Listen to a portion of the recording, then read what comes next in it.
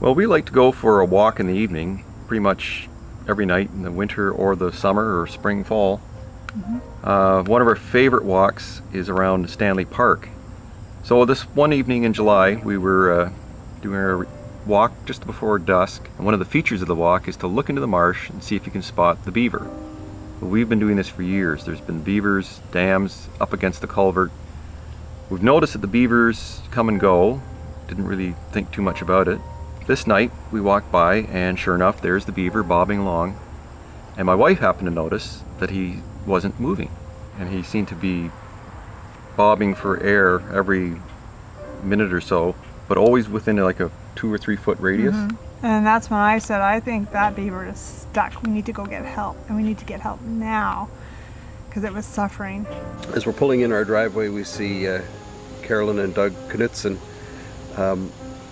looking like they needed something. Wanted to know if we had a kayak and knew if anybody we knew had a kayak. Just picked them up, got home with them at 11 o'clock the night before. They'd been bored for 2 years. They brought their truck with the kayak. We put it in the water, and by this time it's pitch dark. The mosquitoes are thick. So we did get Doug out into launch him from the shore into the little creek area, I guess it would be, and up. He came alongside the beaver. I honestly didn't know what we were supposed to do. I paddled out towards the beaver and he thumped. He was in such a panic, he thumped into the bottom of the kayak, almost felt like he was going to upset me.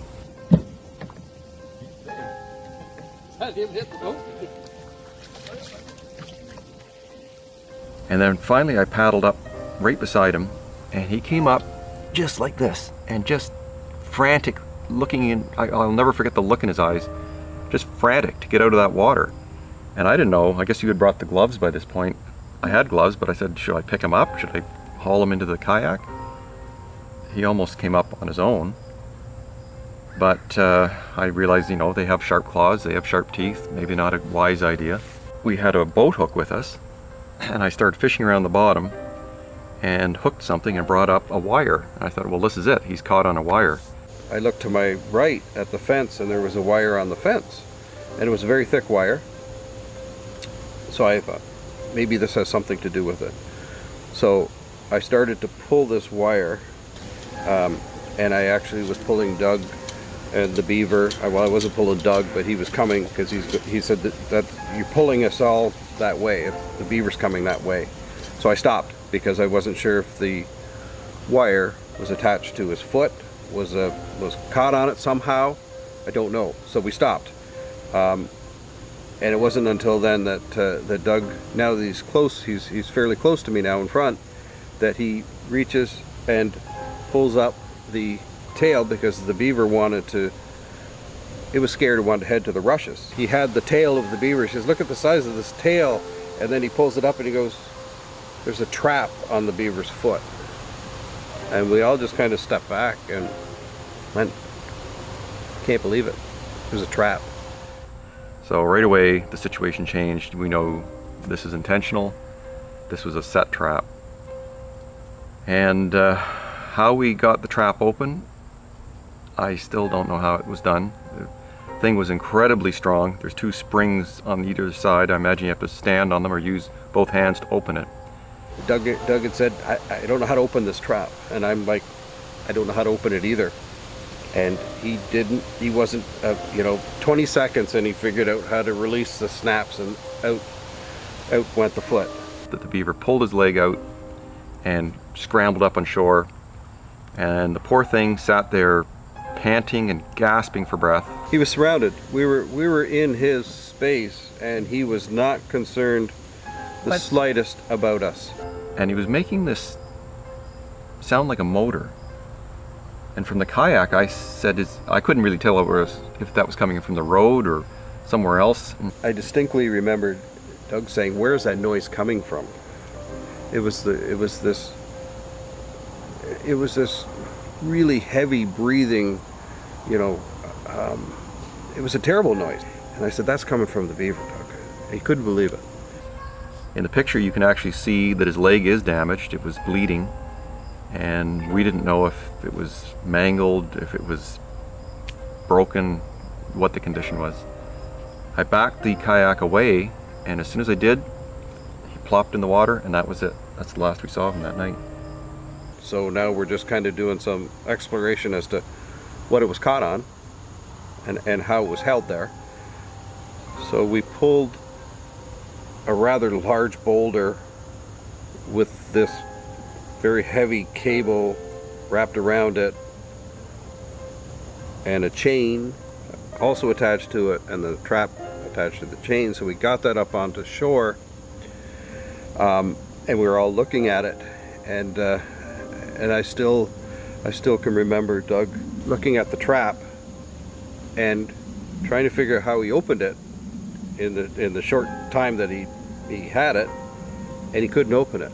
And I laugh when he said, "How did I open this before and I can't open it now?" I knew nothing about trapping before this. And I didn't know anything either. To me, it looked like something a poacher would have set out. What did you think, Susan, when you saw it? Well, when I saw the trap, I thought this just kind of comes from like medieval times. Like I've never seen a trap, so that's what came to my mind was, where did this thing come from? That beaver had to have been in extreme pain. If a grown man can't open that trap, that's pinched, that's quite a trap. Apparently this was a legal trap, and it's what is called a kill trap or a drowning trap. And this is apparently how beavers are managed in Ontario or Canada. A hole is created in the top of the dam, and the trap is set in shallow water, so as the beaver who is attracted to the sound of rushing water comes up to repair that spot, he steps in the trap. He right away bolts for deep water, and he carries the trap down a wire, which is a one-way wire, down to an anchor, and it's supposed to hold him there until he drowns. Now this is a humane kill trap, supposedly. It can take 15 minutes to drown a beaver this way, because beavers can hold their breath for a very long time. So you can just imagine the terror and the horror that they're going through trying to get out of this trap for 15 minutes. In our situation, this wasn't working at all. He could reach the top, it wasn't deep enough. He would have been left there for, I think it was over 12 hours at least, and would have been just left there to drown until he tired out. I couldn't believe that that there was a trap. I mean, our kids have gone down and played in that area. Of course, you don't hear that until afterwards. There's dogs that probably go down in that area, so it could have been kids, dogs, anything that could have been in that trap and not the intended beaver. We've talked to people since then, and they thank us profusely for what we did, and said, that was very heroic. Well, you know what? It's not heroic. It has nothing to do with being a hero. It has all to do with, you're just being human and just looking out for something. I don't like this happening in my city. I don't like this happening in my backyard. It's not acceptable. Is this the way we treat our national symbol?